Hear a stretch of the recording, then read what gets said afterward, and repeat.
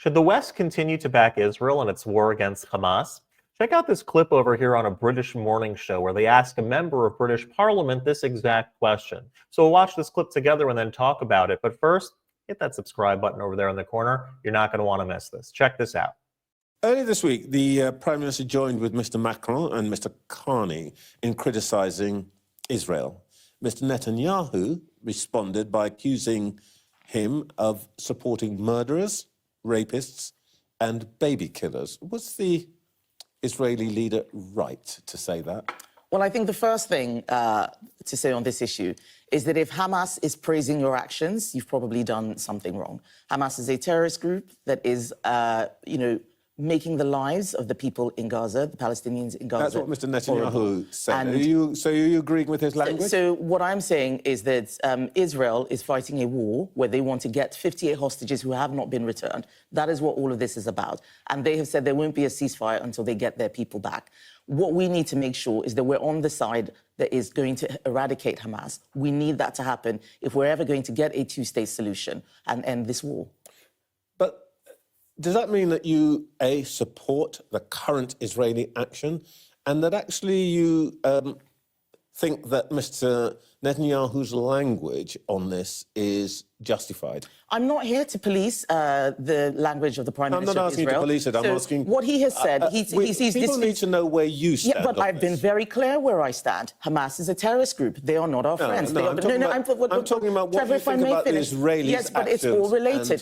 Who funds Hamas? Iran. An enemy of this country. An enemy of this country. Israel is fighting a proxy war on behalf of the UK, just like Ukraine is on behalf of the Western Europe against Russia. We have to get serious. We have to get serious. There was a terrorist plot in London against the Israeli embassy. We saw 2 Jewish members of the Israeli embassy in DC killed. Whose side are we on? We need to make sure that the hostages are returned. No one wants to see a war in Gaza. Palestinians are suffering.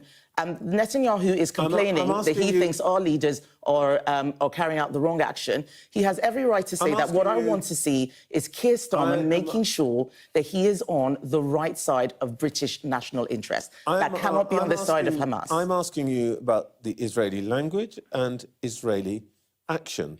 Are you actually equating the Israeli action in Gaza with Ukrainians? So Israel is fighting a war. Israel is fighting a war. It is not for me to police exactly how they are doing that. It is not a genocide, as people are saying. There are a lot of things which we can criticize Israel on, which I have done in terms of how they may carry out some of these actions. But the bottom line is they are fighting a terrorist group that is trying to destroy that country. They want to get their hostages back. And if Hamas is praising the actions of Macron and Starmer, something is not right. This morning, it doesn't sound like you're criticizing anything that the Israelis do. That's not true. I have criticized things before, but right now there are 58 hostages. There are 58 hostages who have not been returned home. If you sat where I sat and spoke to the mothers of those hostages, like I did, who were talking just a year ago, 2 years ago, about posters of their children being ripped down while they hadn't come home, I think that we need to recognize this is a very difficult situation.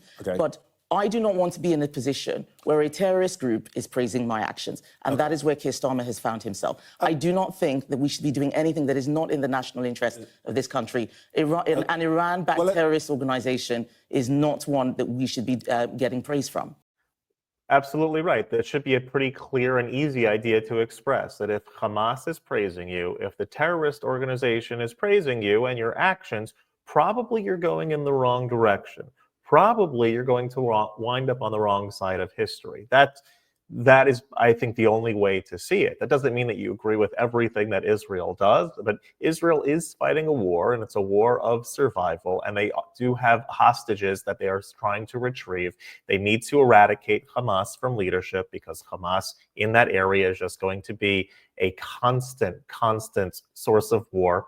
And that's really what the whole thing boils down to. Anything else is semantics and arguing about this detail and that detail. Okay, fine. Like there's different ways of approaching the method. But to think that you know better than the Israelis how to engage the war, and especially when people like John Spencer, for example, who is the world's expert on urban warfare says that Israel has executed this war in such an exacting way that other militaries around the world should learn from it. This is something that should be clear as day when you look at purely the informational aspect of it.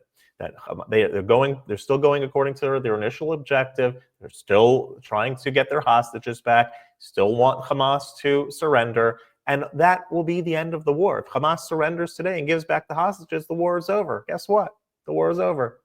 And so why don't we continue a critique and a push on Hamas to do just that if we want the war to actually end.